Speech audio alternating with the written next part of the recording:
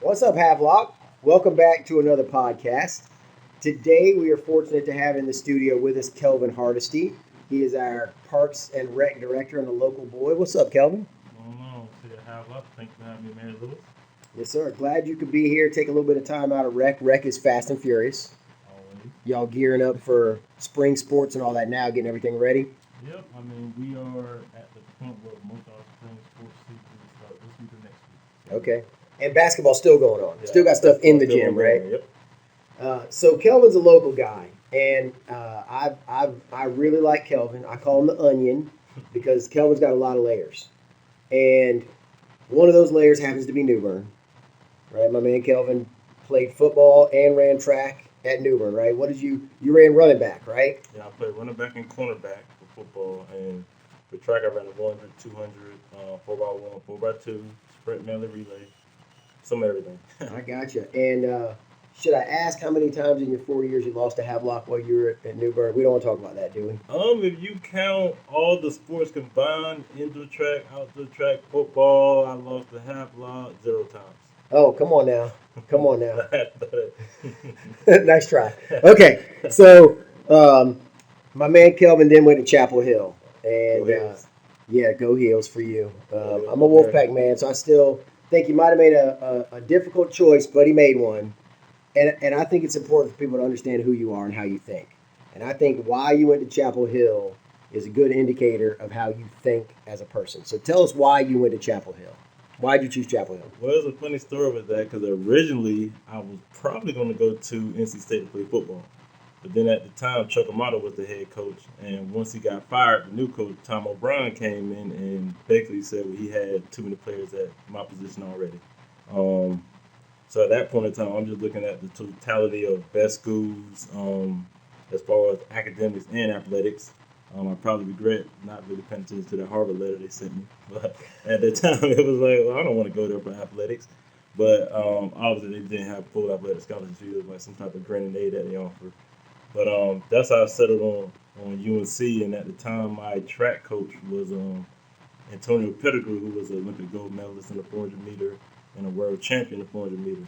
So obviously, knowing the academic side of it and then being able to be trained by an Olympic gold medalist was like a can't miss opportunity for me. And then you really wanted to compete against a dude out of Florida State. Oh yeah, absolutely. Like when I first started, they had been 2 times defending national champions. So they had to run a Walter Dix, who was also a USA champion, Olympic silver medalist. And at the time, his PRs was 968 and 1968, which maybe were number 2 or 3 all time back then. It's been passed down with Usain Bolt with some other guys in the years since, but some of the fastest times in American history that he was doing at the collegiate level. And so your thought was, I don't want to go to Florida State and run with him. No, have to beat the best. That's right. You want to go to a school and try to run Have against to him. beat the best. So should I ask, did you ever get to beat him? No, absolutely I didn't. But he was a senior my freshman year. I got you. So I ended up having a hip injury, so I didn't really get to compete much my freshman year. But I did get a chance to kind of experience and seeing him up close and personal. And like for me, that was just a huge experience because you coming in from the high school level, and it's a huge increase as far as like average quality. So like being able to see that person that kind of pretty much sat at the top of the collegiate level and see how he trained, see how he warm up, how he approached meets and everything. That was just a huge learning experience that was imprinted on me that I try to take and use for the rest of my career. Okay. And then you went and got your master's degree at ECU. So you're a pirate too. I am a pirate. I got you. And what's your master's in? It's in sports management, where it falls under exercise and sports science umbrella. But my focus is in sports management. Well educated. Why did you decide to go get a secondary degree in physical education? Well, at the time, I just always wanted to continue to push myself to what I felt like was the best I can do. And I thought getting an additional degree, I didn't know at the time it would help me in the long run, which it has, but in the short term, it didn't help me as much as I thought it would because I didn't have much experience, which everyone wants anyway. But just an opportunity to come back to my area, Eastern North Carolina, go to a local school, be close to my family and friends, and also, learn from a great university as well, which, I don't like to compare both of them because I think they both have, the benefits and to them. And for me, what I enjoyed about ECU was it was a lot more interpersonal, kind of like working with City Havelock. Like people know each other, people talk to each other, people communicate with each other. So for me, that was just a huge selling point and a huge thing that helped me during my academic journey. All right, so I know you had opportunities, and obviously you want to do something in the physical education, physical fitness, sports arena. That's what your degrees are in, and it's what you spent your life focusing on. You got a brother and a sister, and your brother, I know, he play at Tennessee, right? He played college football at Tennessee. Yep. Right, and then he was just most recently a coach at South Carolina. South Carolina. Yep. And you could have taken a route like that, probably got a coaching job somewhere and helped some level of college. So what we all want to know is, because I think this is important, local government is such an opportunity, but a lot of people don't see it that way. So here's what I want to know, Kelvin. How did you end up wanting to be in local government to do Parks and Rec type opportunities? It kind of happened by accident. I'm not allowed to say I planned it, but when I was at UNC, like over my sophomore and junior year, I came back and worked with Cedar New Bern for the aquatic center as a part-time aquatic attendant. So that was my first actual start in Parks and Rec. Fast forward a couple of years, finishing up my master's, I'm really focused at that time in going into some type of collegiate athletic department. That was like my main focus and priority. All at the time, I'm applying for different things. I'm like, okay, I probably need to work somewhere. So I ended up applying to a Parks and Rec job in New Bern. They ended up hiring me. At the time, I'm still looking at athletic department jobs. So I had a postgraduate internship with the NCAA opportunity, where a very competitive process where they start off with, I think, 5,000 or 6,000 applicants. They whittled down to about 300 phone interviews, and then from that they take 50 people on site in Indianapolis at their headquarters, and that's about 20 jobs available. So I ended up being a finalist for that. I'm going to Indianapolis. I'm like, okay, this is kind of what I was focused on doing. One of the best interviews that I ever had, besides City Havelock, obviously. And at that point in time, like probably 2 or 3 weeks afterwards, they called me and said, yeah, unfortunately, you didn't get selected. Which I knew was a very competitive process. I mean, it got whittled down from thousands to 20 positions at the end.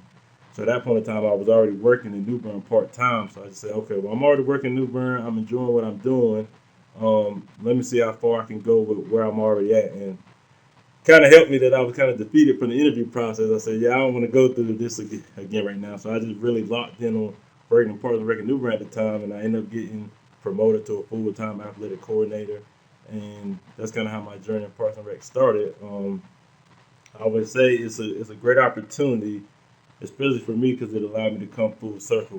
Getting my start in Parks and Rec while I had my first basketball game on the Parks and Rec goal, on my first touchdown Parks and Rec jersey.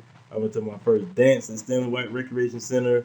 Went to summer camp at the rec center. So for me, being able to come full circle and provide those same opportunities to the kids in the community was a huge selling point for me. And what I learned over time was I didn't know how much work went in behind the scenes when I was a kid. So there's been a huge difference. I got you. So you got redirected based on a process that 20 out of several thousand got. Yep. You got to the finals. You then decided to focus on something that gives back to the community. That's the part that you've fallen in love with? Yeah, I mean, I absolutely love the fact that, well, and especially with my background being sports, athletic, recreation anyway, it's something I enjoy doing, but the icing on the cake is always making young men and young women to better people. And I think obviously component of it, you got the school component of that, you have the work, and you have the at home, but, being able to provide events, activities, and programs that help cultivate them into better humans. Let me ask you about that while you're talking about programs, because you guys have done some different stuff over the last year. So you've been a rec director now for not quite 2 months, right at 2 months? Right at 2 months. Right? Yeah. But you've been our leisure program coordinator for almost 2 years. And in that role, you did start some programs. While Travis was our rec director, you guys worked together and you helped create some new programs.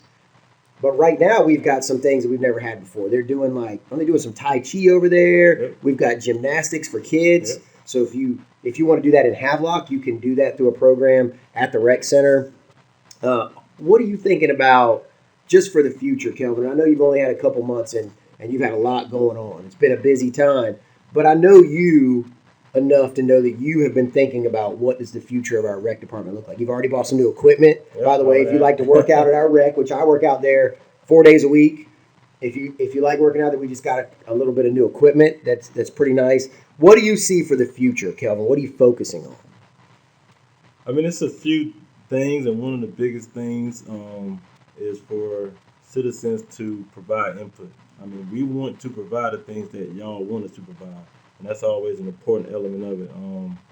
But things that I'm looking at individually is obviously improving our parks and our recreation center. One of the biggest things for me is just like improving our overall appearance. I want people to be able to drive past their parks and playgrounds and city Havelock and feel proud that this is their community. So that's a huge selling point for me. Improving our athletic fields. We have some of the best athletic associations in Eastern North Carolina, in my opinion. And just providing that for them so they can continue to grow and expand in their realm. And I mean, obviously, they do a great job and help facilitate all these programs for us. So improving that, and one of the things is just making Parks and Rec more modern and continue to strive for high levels of customer service. So that's just some of the things I got in mind. And obviously, programs and events. I mean, like Major Lewis said, we have started a few things. Concerts in the park, movies in the park. Those are things that we really expanded in the last 2 years. We want to keep adding additional events and activities as well too. So don't think that's going to be the end of it. We're still trying to grow and expand in that realm as well too. That way people don't have to go to New Bern and Moorhead as much. And there's a lot of things y'all do behind the scenes to make rec better that people don't even realize and very rarely get credit for. Y'all just went through an entire process with lighting where you upgraded the last of our lights in partnership with the county. We did it in partnership with the county. You just finished that, right? So, and this is little stuff, but they can control the lights now from a phone or a tablet so that if your practice runs over, your practice runs an extra hour over and the lights were going to shut off, they can turn those lights on and leave them on. Or if something happens, you weren't planning on being there dark, but now you are. You can call the rec and they can turn that on even if the rec attendant's already gone home for the day. We got new batting cages coming, again, a partnership with the county. You helped get the disc golf. And I know it's a small course, but it's pretty cool. It's in the woods, and if people like it, and you've even got, like, you've gone to the point for customer service, like, don't you have discs there? So if somebody doesn't know how to play, they can give you their ID and take a Yeah. And so those are the little things that I feel like Travis was doing, and now Kelvin, I feel like you're picking that up and just moving forward. What can we provide for our citizens? And, you know, we're never going to be Raleigh, you know, with recreation opportunities. We only have so much property, and we've got to, but I think you're right. We got to take a better care of it, and I like your priorities. Let me ask you this question. Did you make your bed this morning, Kelvin? Are you the kind of guy who gets up and makes his bed? I am not. And the only reason why is because in my childhood, I had to make my bed every morning. That was like a staple in my house. So then you broke from it. So after I became an adult, I said, well, the one thing I'm not going to do is make my bed every single morning. So I got you. No, that's the only reason why I don't every morning. So that's some mornings, but not every morning. That surprised me because I know you prepare for everything, right? I do. That's what athletes do, and you're always prepared. Meetings, briefings, you always have your stuff together, and it has impressed us all on the team over the years because you're always prepared. You always do your research. I felt like you prepared for our sprint that we had. I felt like you prepared. So if you don't know, I didn't prepare though, but go ahead. I've been messing with Kelvin since he got here 2 years ago because he's a D1 sprinter, and I've been like, hey man, I'm an athlete. Like I feel like I could get you, man. I could get you. What was your fastest 100 time back when you were just crushing it? My fastest 100 time was 10:32. My fastest 100 time was probably 14 something. No, I'm just kidding. I never ran. Remember, I was never a sprinter, but I played a lot of sports, and so every time Kelvin has a full belly, man, we're out at the park, and he just ate his food. Like, hey, you think I can take you now? Hey, man, take our shoes off. Let's run barefoot. You think I can get you? Think I can get you? but we never raced until the other day. And we told you we were going to race. We'd give you the results today. Kelvin, you want to tell them what happened, man? Well, first I'd like to say sorry to the city of Havelock for embarrassing your mayor. To his family, especially, because I wasn't trying to embarrass him too much, so please don't hold it against me. So but I won, I'm not going to say by a landslide, but by a tiny margin. You know, it could have went either way. He definitely got me, and I expected it. I'm not going to blame anything except that I will say I'm 12 years older than you. So that's one. Okay, Two, I just celebrated a birthday that makes me feel older. Even prime to That'll prime. Even prime to prime. I think Kelvin would have outrun me. He is a D1 sprinter after all, and I'm a D1 turtle. So Kelvin did beat me. It was a blast. I enjoyed racing. We do have some video of it, and you'll see some clips, I'm sure. And Kelvin, I want to say officially, we're glad to have you aboard as a rec director. And we're looking forward to some good things with rec. We know you got a lot of big plans. Your team out there is doing great things. Thank you for taking a few minutes today to sit down with us, talk about rec. Guys, if you want to get a hold of Kelvin, it's easy. Call out to the rec center. You can stop by the rec center. Kelvin is in his office.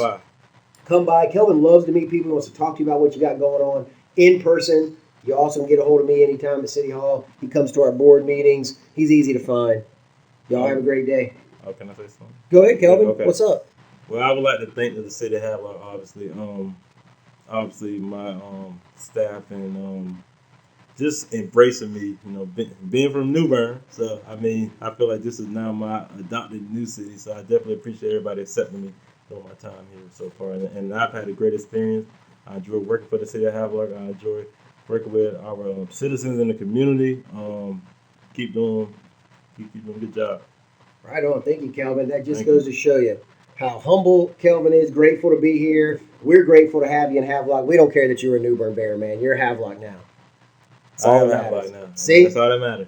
There you go. Y'all have a great day. Check in with us on the next one.